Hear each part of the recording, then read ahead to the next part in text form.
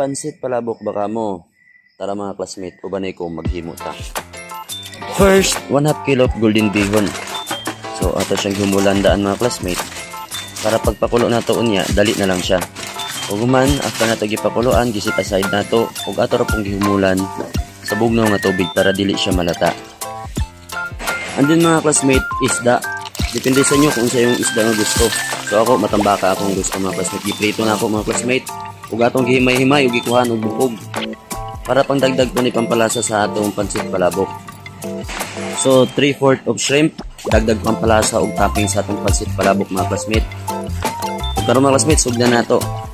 First, bawang. And then sibuyas. So nagkuambot ta ground pork mga classmate. 1/2 na siya classmate ang gipalit. Kamo na estimate kung pila kadaghan yung lutoon. Tapos mga classmate, katong gilapuan niyo sa inyong shrimp, ayon niyo ilabay. Idagdag pampalasa nato to.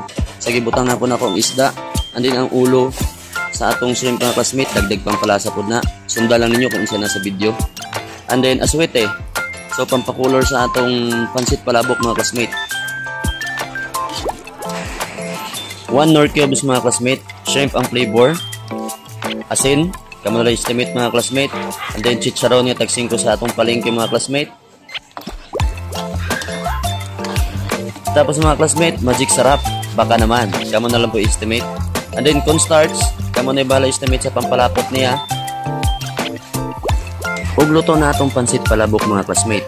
So nagtoppings pud ko diha mga classmate og chicharon, dahon sa sibuyas, shrimp ug itlog.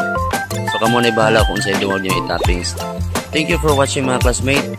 I hope na-enjoy mo sa atong simple nga video ug simple nga luto. God bless sa atong tanan. Mama, chup chup.